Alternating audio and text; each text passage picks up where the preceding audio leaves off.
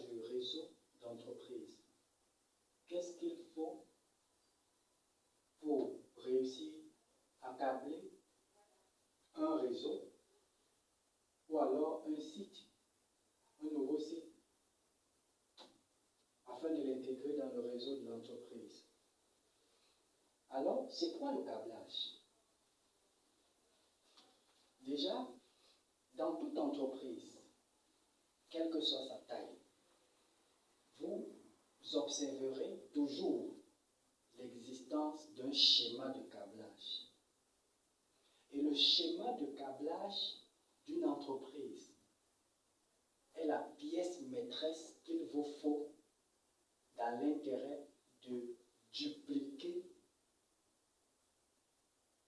l'architecture du réseau de l'entreprise dans les nouveaux sites de la structure. Lorsque vous avez maîtrisé le schéma de câblage d'une entreprise, vous êtes à même à mesure de répondre activement, présent ou présente, dans un nouveau site qui viendra, n'est-ce pas, répondre aux besoins de l'entreprise en termes de service. Raison pour laquelle il est donc important de maîtriser l'architecture d'un réseau afin de pouvoir étendre le réseau d'une entreprise. Qu'est-ce qu'il faut donc retenir sur le câblage réseau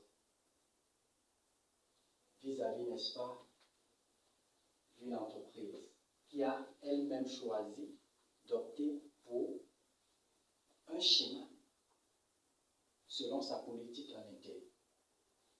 Premièrement, l'existant.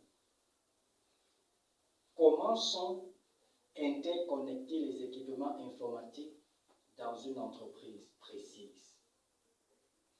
Comment se passe la communication entre les équipements? Est-ce que la communication entre deux ordinateurs dans une entreprise est la même que la communication entre un ordinateur et un switch? Est-ce que la communication entre deux switches est la même que la communication entre un switch et un routeur?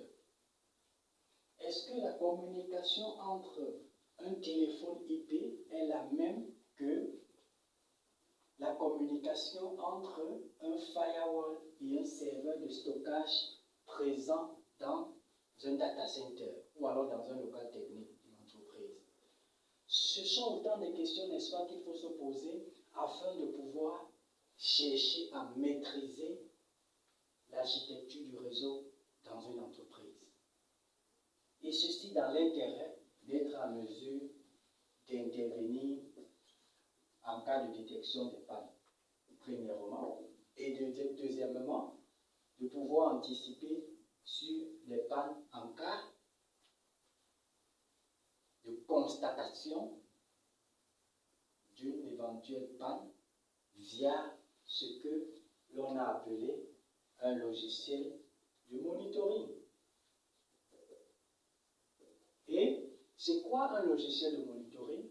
C'est le logiciel à travers lequel vous serez à mesure d'anticiper sur les pannes dans une entreprise au niveau infrastructure informatique et également à pouvoir apporter des solutions à ces pannes en cas de détection des éventuelles pannes.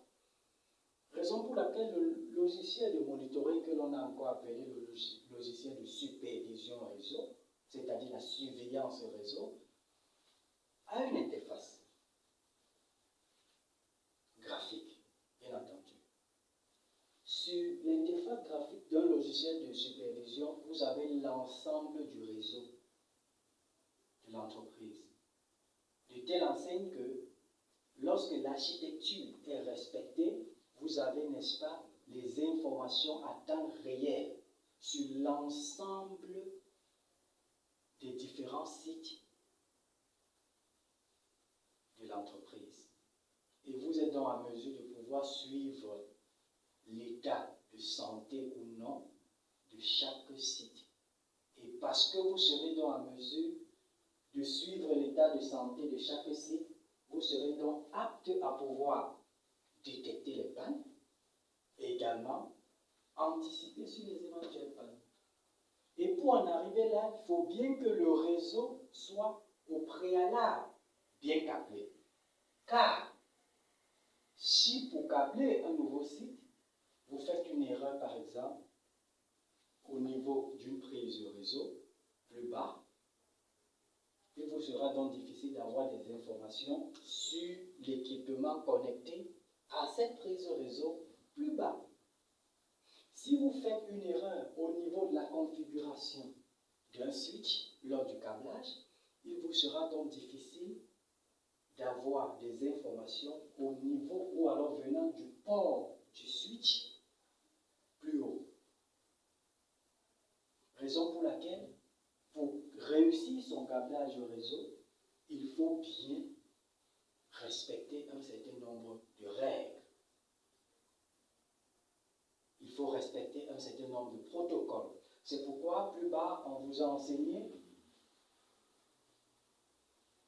le terme protocole comme étant l'ensemble des règles et des stratégies mises au point pour favoriser la communication entre les infrastructures informatiques. Il faut donc qu'il y ait une règle précise qui permettra de faire communiquer deux ordinateurs. Un ordinateur et un switch. Un switch et une imprimante. Un ordinateur passant par un switch, passant par un arrivé au routeur et qui est au niveau du routeur et qui parvient, n'est-ce pas, à joindre d'autres équipements plus hauts, mis à cascade. C'est ça l'architecture. Et quand vous avez compris cela, vous êtes donc à mesure de savoir comment se comporter ou alors comment vous comporter à chaque niveau de votre câblage, de telle en sorte que vous soyez à mesure d'aboutir à des tests positifs à la fin du câblage. Et comment reconnaître que l'on a réussi son câblage ou alors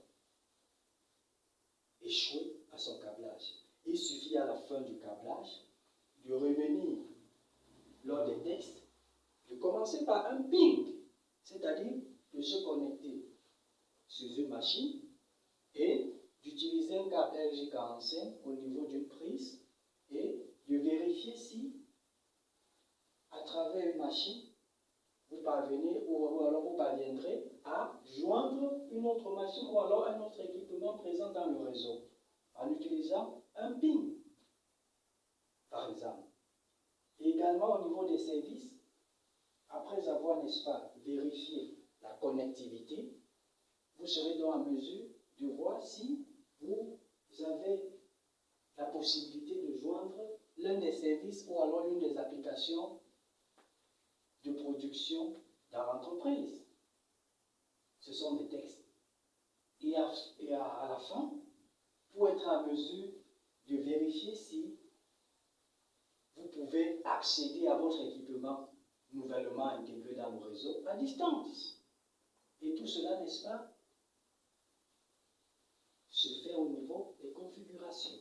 Alors, on va donc configurer un switch.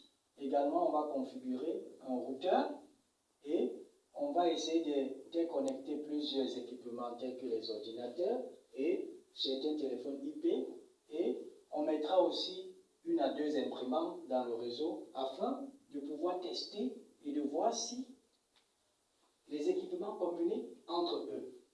Et au fur et à mesure, on aboutira, n'est-ce pas,